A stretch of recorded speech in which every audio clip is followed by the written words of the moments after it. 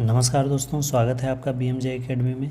Practice set series का यह model set 10 है। तो आइए बिना देर किए शुरू करते हैं। पहला प्रश्न है, भारतीय राष्ट्रीय कांग्रेस सम्मेलनों को शिक्षित भारतीयों का वार्षिक राष्ट्रीय मेला किसने कहा था? ये कहा था लाला लाजपत राय ने। इन्होंने ऐसा कहकर कांग्रेस की आलोचना की थी। हालांकि बाद में 1920 के कलकत्ता में हुए विशेष अधिवेशन में इन्होंने कांग्रेस की अध्यक्षता की थी। महात्मा गांधी ने दांडी यात्रा किस आश्रम से प्रारंभ किया था? ये साबरमती आश्रम से इन्होंने प्रारंभ किया था। इसकी शुरुआत 12 मार्च 1930 को की गई थी और 6 अप्रैल को ये दांडी पहुँचे, जहाँ इन्होंने नमक बनाकर नमक कानून को तोड़ा और सविनय अवज्ञा आंदोलन की शुरुआत हुई। डलहौजी का व्यक्तिगत सिद्धांत के अंतर्गत विलय किया गया प्रथम राज्य कौन था? पहला राज्य सतारा था, जिसे अंग्रेज़ों ने अपने क्षेत्र में विलय किया था। सतारा को 1848 ईस्वी में विलय कर लिया गया था। किस आंदोलन के दौरान प्रथम बार वंदे मातरम का व्यापक स्तर पर प्रयोग किया गया? यह स्वदेशी आंदोलन में वंदे मातरम का व्यापक प्रयोग किया गया। स्वदेशी आंदोलन को बंग भंग विरोधी आंदोलन भी कहा जाता है। किस आयोग ने सर्वप्रथम यह सिफारिश किया कि ज़रूरतमंद लोगों को अकाल के दौरान सहायता प्रदान करना राज्य का कर्तव्य है? यह अस्टेची आयोग की सिफारिश थी। लॉर्ड लिटन ने अस्टेची आयोग का गठन अकाल के दौरान किया था और इस समिति की सिफारिश पर 1883 ईस्वी में अकाल संहिता का निर्माण किया गया था। निम्नलिखित घटनाओं पर विचार करें। इन घटनाओं का सही क्रम क्या है? सबसे पहले नेहरू रिपोर्ट 1928 में, उसके बाद अगस्त प्रस्ताव 1940 में, उसके बाद क्रिप्स मिशन 1942 में और बेवेल योजना सबसे अंत में 1945 में। 3214। निम्नलिखित में से कौन कन्नड़ साहित्य के त्रिरत्न में शामिल नहीं है? पंप, पुण्य, रत्न, ये तीनों कन्नड़ साहित्य के त्रिरत्न में शामिल है। कंबन तमिल साहित्य का ग्रंथ है। दिल्ली सल्तनत की राजस्व व्यवस्था के अंतर्गत निम्नलिखित में कौन सा कर गैर मुसलमानों से लिया जाता था? गैर मुसलमानों से खरात और जाजिया दोनों लिया जाता था और ज़कात लिया जाता था मुस्लिमों से। ऋग्वैदिक काल में किस नदी को सर्वाधिक पवित्र नदी माना गया है? सरस्वती नदी को सर्वाधिक पवित्र नदी माना गया है और सर्वाधिक उल्लेख सिंधु नदी का किया गया है। सरस्वती नदी को नदीत्मा भी कहा गया है। निम्न में से कौन सुमेलित नहीं है? ऋग्वेद स्तुति के भजन का ज्ञान सही है। सामवेद विज्ञान का ज्ञान, ये गलत है। सामवेद में संगीत का ज्ञान है। मुगल सम्राट अकबर ने किस वर्ष मजहरनामा की घोषणा की थी? मजहरनामा की घोषणा 1579 ईस्वी में अकबर ने की थी। इस घोषणा से अकबर ने स्वयं को धार्मिक मामलों में सर्वोच्च बना लिया। निम्नलिखित में से किस इतिहासकार ने रजिया के बारे में लिखा और माना कि वह अपने सभी भाइयों की तुलना में अधिक सक्षम और योग्य थी? ये लिखा है मिन्हास इस सिराज ने। केंद्रीय सतर्कता आयोग का गठन किस समिति की अनुशंसा पर किया गया था? संथानम समिति की सिफारिश पर केंद्रीय सतर्कता आयोग का गठन किया गया था। किस अधिनियम द्वारा केंद्रीय बजट को राज्य बजट से अलग किया गया था? यह किया गया था भारत शासन अधिनियम 1919। निम्न में कौन सा संवैधानिक निकाय नहीं है? संवैधानिक निकाय नहीं है केंद्रीय सूचना आयोग। निम्नलिखित में से किसे संसद की लोक लेखा समिति का मित्र, दार्शनिक और मार्गदर्शक कहा जाता है? ये कहा जाता है नियंत्रक एवं महालेखा परीक्षक को, कैग को। वर्तमान में अभी नियंत्रक एवं महालेखा परीक्षक हैं गिरीश चंद्र मुर्मू। निम्न में से कौन संघीय संविधान की विशेषता नहीं है? संघीय संविधान की विशेषता नहीं है एकल संविधान। विवाह, तलाक तथा न्यायालय की अवमानना उच्च न्यायालय के किस क्षेत्राधिकार के अंतर्गत आता है? यह उच्च न्यायालय के प्रारंभिक क्षेत्राधिकार के अंतर्गत आता है। राज्य विधान परिषद में कितने सदस्यों का नामांकन राज्यपाल द्वारा किया जाता है? 1/6 सदस्यों का नामांकन राज्यपाल द्वारा किया जाता है। यह प्रावधान अनुच्छेद 171 में वर्णित है। संविधान का 126वां संविधान संशोधन विधेयक किस अनुच्छेद से संबंधित है? यह अनुच्छेद 331 और 333 दोनों से संबंधित है। 126वां संविधान संशोधन विधेयक अनुच्छेद 331 एवं अनुच्छेद 333 से संबंधित है, जिसमें 331 के तहत लोकसभा और 333 के तहत राज्य की विधानसभा में नियुक्त होने वाले एंग्लो इंडियन की आरक्षण की व्यवस्था को समाप्त करता है। निम्नलिखित में कौन सी विशेषता आयरलैंड के संविधान से नहीं लिया गया है? राज्य के नीति निर्देशक तत्व आयरलैंड के संविधान से, राष्ट्रपति की निर्वाचन पद्धति ये भी आयरलैंड के संविधान से, राज्यसभा के सदस्यों के लिए नामांकन ये भी आयरलैंड के ही संविधान से लिया गया। केंद्र द्वारा राज्यपाल की नियुक्ति आयरलैंड से नहीं, यह कनाडा के संविधान से प्रेरित है। आपात उपबंध का संबंध संविधान के किस भाग से है? आपात उपबंध संविधान के भाग 18 में दिया गया है। निम्नलिखित में से कौन सा कीटों से प्राप्त नहीं किया जाता है? कीट से ही रेशम मिलता है, कीट से ही शहद मिलता है, मोती सीप में होता है। तो कीटों से प्राप्त नहीं किया जाता है, तो इसमें हो जाएगा इनमें से कोई नहीं, इनमें से सभी नहीं, इनमें से कोई नहीं होगा यहाँ पे। निम्नलिखित में से कौन सा सही नहीं है? ऑस्कर पुरस्कार की शुरुआत 1929 से हुई, सही है। मान बुकर पुरस्कार 1969 से हुई, ये भी सही है। ज्ञानपीठ पुरस्कार 1965 से शुरू हुई। कलिंग पुरस्कार 1951 नहीं 1952 से दिया जा रहा है।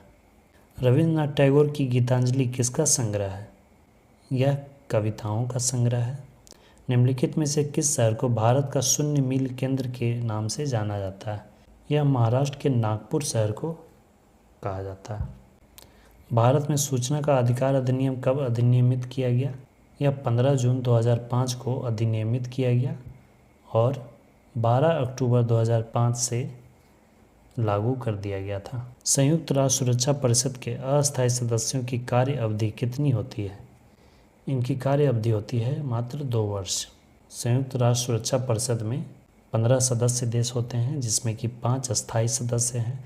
अस्थायी सदस्यों में अमेरिका, ब्रिटेन, फ्रांस, रूस और चीन है, जबकि 10 अस्थायी सदस्य होते हैं जो कि प्रत्येक 2 वर्ष पर बदल दिए जाते हैं। बेटन कप एवं रंगास्वामी कप किस खेल के प्रमुख शब्दावली हैं? ये दोनों कप हॉकी से संबंधित है। जैव विविधता का सबसे महत्वपूर्ण पहलू क्या है? जैव विविधता का सबसे महत्वपूर्ण पहलू है पारिस्थितिकी तंत्र का निर्वहन। निम्न में से कौन सा एक प्रवाल विरंजन का सबसे अधिक प्रभावी कारक है? सागरीय जल के सामान्य तापमान में वृद्धि। निम्नलिखित आर्द्र क्षेत्रों में किन्हें रामसर का दर्जा प्राप्त है?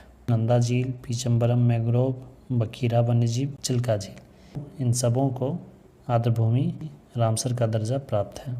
अभी वर्तमान में कुल 75 रामसर साइट्स। हाल ही में भारत की पहली निजी ट्रेन सेवा की शुरुआत की गई, उसका नाम क्या है? उसका नाम है भारत गौरव।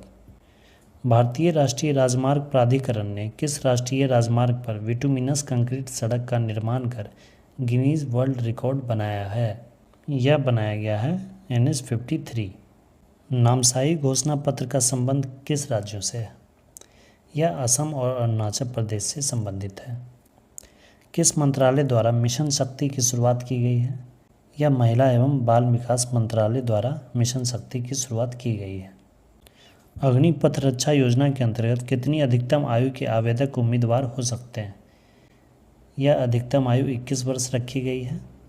भारत का पहला अमृत सरोवर किस राज्य में बनकर तैयार हुआ है? यह तैयार किया गया है उत्तर प्रदेश के रामपुर के परवाई पंचायत में। एलिजाबेथ बर्न किस देश की नई प्रधानमंत्री बनी है? ये फ्रांस की नई प्रधानमंत्री बनाई गई हैं। फ्रांस के राष्ट्रपति इमैनुअल मैक्रोन हैं। हाल ही में किसे प्रथम लता दीनानाथ मंगेशकर पुरस्कार से सम्मानित किया गया है? ये पुरस्कार दिया गया है नरेंद्र मोदी को। यह पुरस्कार लोक सेवा कार्य हेतु दिया जाता है। राजस्थान के नायडारा में विश्व के सबसे ऊंचे भगवान शिव की प्रतिमा को स्थापित किया जा रहा है। इसका नाम क्या दिया गया है? इसका नाम दिया गया है स्टैचू ऑफ बिलीव। भगवान शिव की यह प्रतिमा 351 फीट ऊंची है। हिंदी भाषा में MBBS कोर्स शुरू करने वाला देश का पहला राज्य कौन बन गया? यह मध्य प्रदेश है। हिंदी भाषा में MBBS कोर्स शुरू करने वाला मध्य प्रदेश बन गया है, जबकि हिंदी भाषा में इंजीनियरिंग की पढ़ाई शुरू करने वाला पहला इंजीनियरिंग कॉलेज NIT पटना है। वैश्विक शांति सूचकांक 2022 में कौन सा देश प्रथम स्थान पर रहा? शांति सूचकांक में प्रथम स्थान पे आइसलैंड रहा है, जबकि भारत का स्थान 135वां है। यह पिछले वर्ष भी 135वें स्थान पर ही था। ओनली वन अर्थ विषय के साथ 2022 में कौन सा दिवस मनाया गया? यह 5 जून को पर्यावरण दिवस मनाया गया। 19वां नाम शिखर सम्मेलन 2023 का आयोजन कहाँ किया जाएगा? इसका आयोजन युगांडा में किया जाएगा। जनवरी 2023 में संविधान उद्यान को स्थापित किया गया है। यह जयपुर में स्थापित किया गया है। Dada Saheb Phalke international film award में किसे सर्वश्रेष्ठ फिल्म का अवार्ड दिया गया? सर्वश्रेष्ठ फिल्म का अवार्ड दिया गया है शेरशाह को। अक्टूबर 2022 में आए शीतरंग चक्रवात तूफान का नामकरण किस देश ने किया था? इसका नाम दिया था थाईलैंड ने। आर्थिक सर्वेक्षण 2022-23 के अनुसार भारत में सर्वाधिक एफडीआई किस देश से प्राप्त हुआ है? सर्वाधिक एफडीआई सिंगापुर से प्राप्त हुआ था। नंदा झील, जिसे हाल ही में रामसर सूची में शामिल किया गया है, किस राज्य में है? नंदा झील गोवा में स्थित है। सितंबर 2022 में भारत ने किस देश के साथ शिक्षा के क्षेत्र में सहयोग हेतु समझौता किया है? शिक्षा के क्षेत्र में सहयोग हेतु समझौता भारत ने यूएई के साथ किया है। भारत का दूसरा सबसे बड़ा राष्ट्रीय जलमार्ग कौन सा है? नेशनल वाटरवे है NW4। सबसे लंबा राष्ट्रीय जलमार्ग NW1 है, जो इलाहाबाद से हल्दिया तक है। और दूसरा सबसे लंबा जलमार्ग नेशनल वाटरवे 4 है। भारतमाला परियोजना की घोषणा कब की गई थी? इसकी घोषणा की गई थी 25 अक्टूबर 2017 को। भारत में सबसे अधिक ऊंचाई पर स्थित झील कौन सी है? सबसे अधिक ऊंचाई पर स्थित झील चोलामो झील है, जो कि सिक्किम में स्थित है। इसी झील से तीस्ता नदी का उद्गम हुआ है। पाकिस्तान की सीमा किस भारतीय राज्य के साथ सबसे ज़्यादा लगी है? सबसे ज़्यादा सीमा लगती है राजस्थान के साथ। अटकामा मरुस्थल कहाँ है? अटकामा मरुस्थल दक्षिण अमेरिका में उत्तरी चिली में स्थित है। मगारी तथा हिंद किसकी सहायक नदियाँ हैं? यह कावेरी की सहायक नदियाँ हैं। उत्तरी अंडमान की सबसे ऊंची चोटी कौन है?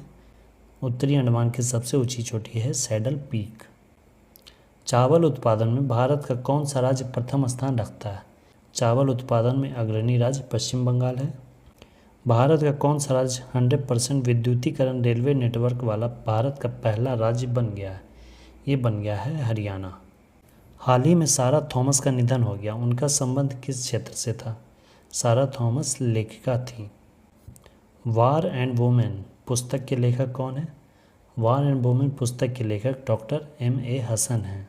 एफ इंडेक्स 2023 सेना अभ्यास का आयोजन कहाँ किया गया? यह सैन्य अभ्यास भारत और दक्षिण अफ्रीका के बीच हुआ, जिसका आयोजन पुणे में किया गया था। विश्व कविता दिवस कब मनाया जाता है? यह मनाया जाता है 21 मार्च को। 21 मार्च को विश्व वन दिवस भी मनाते हैं। IQ एयर रिपोर्ट के अनुसार भारत का स्थान प्रदूषित देशों में कौन सा है? प्रदूषित देशों में भारत का स्थान 8वां है। ऊर्जा संरक्षण के सिद्धांत के संबंध में कौन सा कथन सही है? ऊर्जा का केवल निर्माण किया जा सकता है, ये कथन गलत है। ऊर्जा को केवल नष्ट किया जा सकता है, ये भी गलत है। ऊर्जा का निर्माण किया जा सकता है और इसे नष्ट भी किया जा सकता है, ये कथन भी गलत है। ऊर्जा का ना तो निर्माण किया जाता है और ना ही उसे नष्ट किया जा सकता है, ये कथन सही है। एक समान वेग से चलती किसी वस्तु का त्वरण, जब कोई वस्तु समान वेग से चल रही है तो उसका त्वरण शून्य होता है। वेग में परिवर्तन की दर को ही त्वरण कहा जाता है। जब कार एक मोड़ लेती है तो वह कौन सा बल जो हमें बाहर की ओर धक्का देता है? बाहर की ओर धक्का देने वाला बल होता है अपकेंद्री बल। इसे इंग्लिश में सेंट्रीफ्यूगल फोर्स कहते हैं। बोरोसिलिकेट ग्लास बर्तन का माइक्रोवेव ओवन में प्रयोग किया जाता है। क्यों? क्योंकि यह अत्यधिक ऊष्मा प्रतिरोधी होती है। किसी विस्फोट के कारण समुद्र के तल पर बनने वाली लहरें कैसी होती है? किसी विस्फोट के कारण समुद्र के तल पर बनने वाली लहरें अनुदैर्घ्य तरंगें होती हैं, जबकि समुद्र के सतह पर बनने वाली तरंगें अनुप्रस्थ होती हैं। बादलों के गर्जन के दौरान किस प्रकार का ऊर्जा स्थानांतरण होता है? इसमें गतिज ऊर्जा का रूपांतरण प्रकाश और ध्वनि ऊर्जा में होता है। निम्नलिखित में से कौन सा इलेक्ट्रोमैग्नेटिक के बारे में सत्य नहीं है? इसका ध्रुवीकरण नहीं किया जा सकता, ये असत्य है। धातु का वह गुण जिसके कारण उसे तार के रूप में ढाला जा सकता है वह कहलाता है तन्यता। H2O2 + Cl2 ये बन गया 2HCl + O2। इस अभिक्रिया में H2O2 किसके रूप में कार्य करता है? इसमें H2O2 एक अपचायक रिड्यूसिंग एजेंट के रूप में कार्य करता है। अपचायक उन पदार्थों को कहा जाता है जो इलेक्ट्रॉन का त्याग करते हैं, और ऑक्सीकारक उन पदार्थों को कहा जाता है जो इलेक्ट्रॉन का ग्रहण करते हैं। निम्नलिखित में से कौन सा कथन गलत है? इसमें ये कथन गलत है, सोडियम हाइड्रोक्साइड NaOH की क्षारीय प्रकृति सोडियम आयनों की उपस्थिति के कारण होती है। यह कथन गलत है। इसमें सोडियम आयन नहीं, यहाँ OH आयन होगा। मिट्टी की अम्लीय प्रकृति निम्नलिखित में से किसकी सांद्रता द्वारा दर्शाई जाती है? मिट्टी की अम्लीय प्रकृति उसमें उपस्थित हाइड्रोजन के द्वारा दर्शाई जाती है। निम्नलिखित में से कौन सी एक रासायनिक अभिक्रिया नहीं है? भोजन का पचना रासायनिक अभिक्रिया है। कागज़ का जलना ये भी रासायनिक अभिक्रिया है। कोयले का जलना ये भी रासायनिक अभिक्रिया है। पानी का भाप में बदलना ये भौतिक अभिक्रिया, रासायनिक अभिक्रिया नहीं है। इसमें वस्तु की अवस्था में परिवर्तन हो रहा है। निम्न में से कौन सा एसिड कार बैटरी में प्रयोग किया जाता है? कार बैटरी में सल्फ्यूरिक एसिड का प्रयोग किया जाता है। श्वेत फास्फोरस अंधेरे में किस कारण से दीप्त होता है? श्वेत फास्फोरस ऑक्सीजन की उपस्थिति में ऑक्सीकृत होता रहता है, जिससे कि प्रकाश का उत्सर्जन होता है। इसका उत्तर मंद ऑक्सीकरण हो जाएगा। लिक्विड पेट्रोलियम गैस LPG के घटकों में से निम्न में से कौन शामिल है? इसमें प्रोपेन होता है, ब्यूटेन होता है और ब्यूटालीन भी होता है। तो इसका उत्तर हो जाएगा 2, 3, 4। मीथेन CNG का घटक है। संक्षारण की समस्या को कम करने के लिए निम्नलिखित में से कौन सा तरीका प्रयोग में लाया जाता है?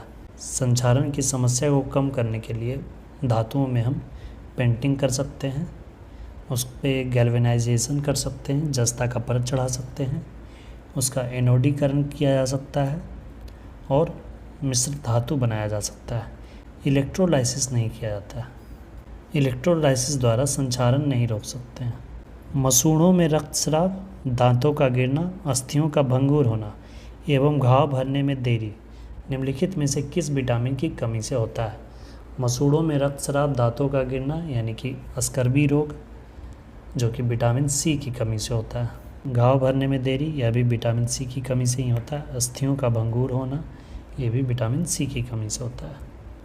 निम्नलिखित में से किस प्राकृतिक पदार्थ में लोहा विद्यमान होता है? लोहा होता है मायोग्लोबिन में। मायोग्लोबिन पेशीय ऊतकों में पाया जाने वाला प्रोटीन है। निम्नलिखित में से कौन सा सरीसृप वर्ग का जंतु नहीं है? कछुआ सरीसृप वर्ग का है। किंग कोबरा ये भी सरीसृप ही है। छिपकली सरीसृप है। ऑस्ट्रिच शुतुरमुर्ग ये सरीसृप वर्ग का नहीं है, ये पक्षी वर्ग का।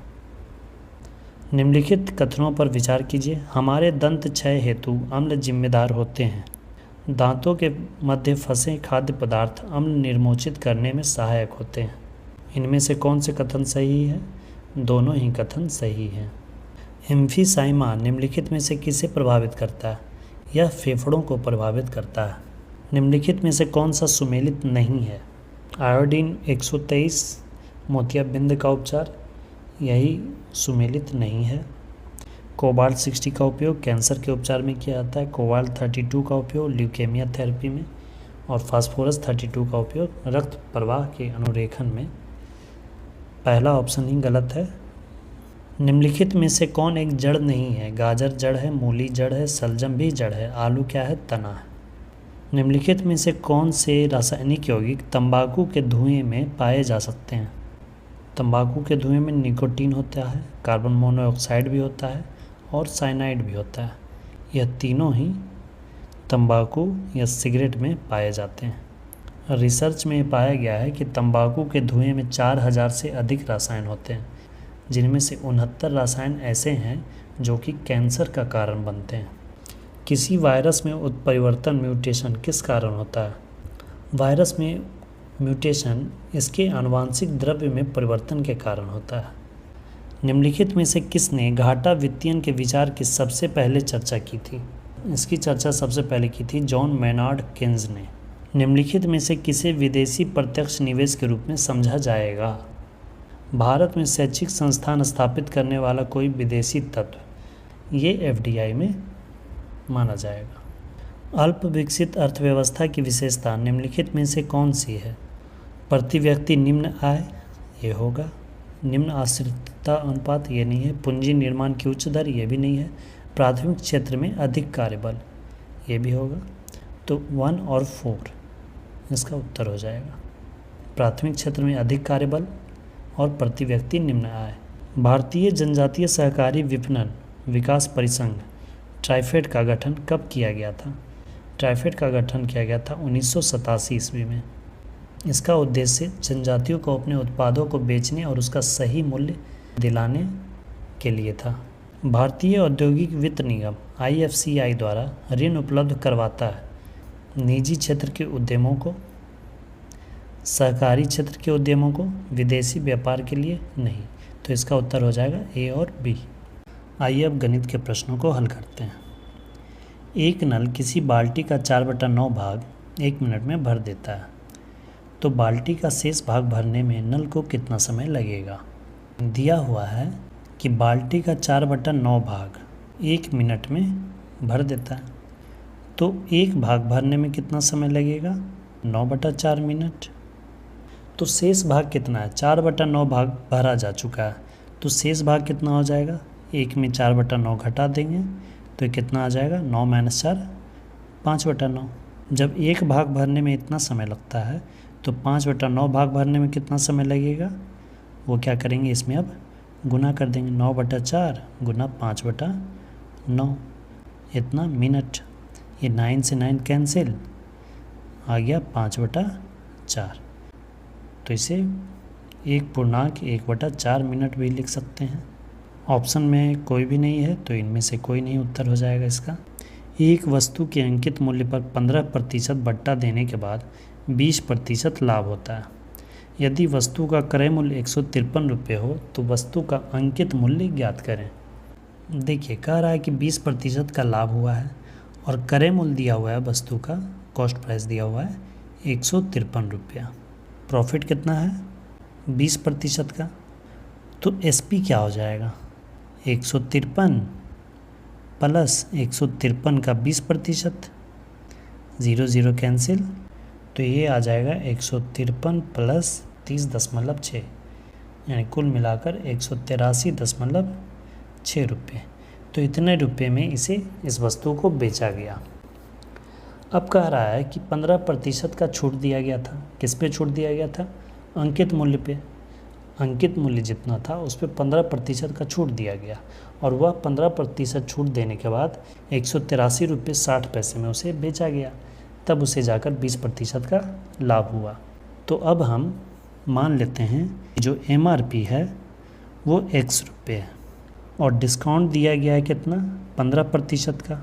अंकित मूल्य है X रुपये, अंकित मूल्य पे 15% की छूट दी गई, तो उस वस्तु को बेचा गया 183 रुपये 60 पैसे में। ठीक है, इसे आप सॉल्व करते हैं। 3 × 5 = 15, 20 × 5 = 100, 20 में 3 जाएगा 17x हो जाएगा, और ये 20 इधर आके गुना हो जाएगा। इसको लिख सकते हैं 1836 × 2। अब इसे 17 से काट दीजिए, तो x की वैल्यू क्या आ गई? 216, यानी कि अंकित मूल्य 216 रुपये। अब इसकी ट्रिक भी देख लेते हैं। ट्रिक बहुत छोटा है। ट्रिक में क्या करते हैं कि जितना दिया हुआ है क्रय मूल्य उसमें गुना कर देते हैं 100 प्लस कितना प्रॉफिट हुआ 20, और 100 माइनस कितना डिस्काउंट दिया गया 15। अब इसे सॉल्व कर लेंगे, जो आएगा वैल्यू वही आंसर हो जाएगा। यह 216 रुपये अंकित मूल्य आ गया, तो इसका उत्तर हो जाएगा 216 रुपये। किसी कार्य को 3 पुरुष 6 दिन में पूरा करते हैं, उसी कार्य को 6 महिलाएं 18 दिन में पूरा कर सकती हैं, तो इस कार्य को 2 पुरुष तथा 12 महिलाएं मिलकर कितने दिनों में समाप्त करेंगे? देखिए, दिया हुआ है कि 3 पुरुष 6 दिन में जितना काम करते हैं उतना ही काम 6 महिलाएं 18 दिन में करती हैं। ये 6 से 6 कैंसिल हो गया और ये 3 × 6 = 18 हो गया, यानी कि इधर मैन था, एक आदमी बराबर 6 वोमेन। एक आदमी जितना कार्य करता है उतना ही कार्य 6 महिलाएं मिलकर कार्य करती हैं।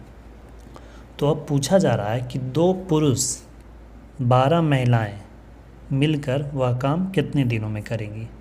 एक पुरुष बराबर है 6 महिलाओं के, तो दो पुरुष कितने महिलाओं के बराबर हो जाएंगे, 12 महिलाओं के, और प्लस 12 महिलाएं और हैं, तो 12 12 24 महिलाओं के कार्य करने की क्षमता मिल गई है। अब तो अब 24 महिलाएं मिलकर उस काम को कितने दिनों में करेगी।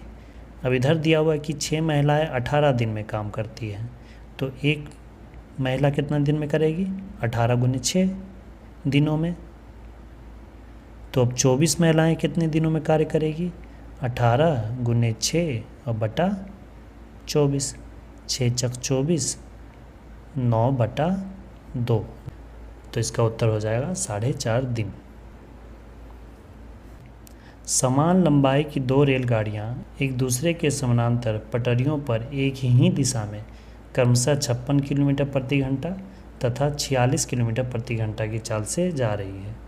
तेज गति वाली रेलगाड़ी दूसरी रेलगाड़ी को 36 सेकंड में पार कर जाती है।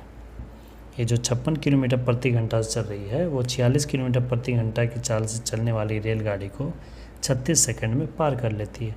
तो प्रत्येक रेलगाड़ी की लंबाई मीटर में कितनी है। ये 2 ट्रेनें हैं, समान लंबाई की हैं, एक साथ चलना शुरू की। इसकी स्पीड ज़्यादा है, इसकी थोड़ी कम है। दोनों के स्पीड का डिफरेंस है 10 किलोमीटर प्रति घंटा का डिफरेंस है। अब ये जो किलोमीटर प्रति घंटा है इसे सबसे पहले हम मीटर प्रति सेकंड में चेंज कर लेंगे। तो इसके लिए हम 5/18 से गुना कर देंगे। 5/18 क्यों गुना करते हैं, क्योंकि 10 है, किलोमीटर को मीटर में चेंज करने के लिए 1000 गुना, और घंटा को सेकंड में चेंज करने के लिए 3600 से गुना करते हैं। 0000 कैंसिल, 5 दूना 10 और 18 दूना 36, इसलिए 5/18 से हम सीधे गुना कर देते हैं। तो अब ये कितना आ जाएगा, 50/18 मीटर प्रति सेकंड। अब कह रहा है कि 36 सेकंड में पहली रेलगाड़ी ने दूसरी को पार कर लिया, तो 36 सेकंड में यह कितना दूरी तय करेगा। दूरी बराबर क्या होता है, चाल गुने समय। चाल कितना आया है, 50/18, और समय कितना लगा है, 36 सेकंड। ये कट गया, 18 दूना 36, तो 50 दूना 100 मीटर, यानी कि इतनी देर में 36 सेकंड में यह 100 मीटर की दूरी तय किया है। तो 100 मीटर आया कुल दूरी, तो अब ये दोनों में डिवाइड हो जाएगा। तो प्रत्येक रेलगाड़ी की लंबाई कितनी हो जाएगी, डिवाइड कर देंगे 2, यानी कि 50 मीटर। तो इसका उत्तर हो जाएगा 50 मीटर। लोहे की उस चादर का क्षेत्रफल क्या होगा जिससे 24 सेंटीमीटर ऊंचा तथा 7 सेंटीमीटर आधार की त्रिज्या वाला शंकु बनाया जा सके। सबसे पहले तो एक शंकु है दिया हुआ, इसकी ऊंचाई है 24 और इसकी त्रिज्या है 7। सबसे पहले तिरछी ऊंचाई निकाल लेंगे। L = क्या हो जाएगा, √ओवर हाइट स्क्वायर 24 का square plus radius square 7 square. 24 का स्क्वायर हो जाएगा 576 प्लस 7 का स्क्वायर 49। ये वैल्यू आ गया हमारे पास तिरछी ऊंचाई का। शंकु के वक्रपृष्ठ का क्षेत्रफल का फॉर्मूला होता है πr/l। पाई की वैल्यू है 22/7, r की वैल्यू है 7 और l का वैल्यू आ गया है 25। 7 से 7 कट गया। अब पूर्ण पृष्ठ का क्षेत्रफल निकाल लेते हैं। पूर्ण पृष्ठ के क्षेत्रफल में πr² की वैल्यू जुड़ जाती है। π² का वैल्यू क्या आ जाएगा, 22/7 गुने 7 गुने 7, 7 से 7 कट गया, 22×7 154। तो पूर्ण पृष्ठ का क्षेत्रफल हो जाएगा 704 सेंटीमीटर स्क्वायर।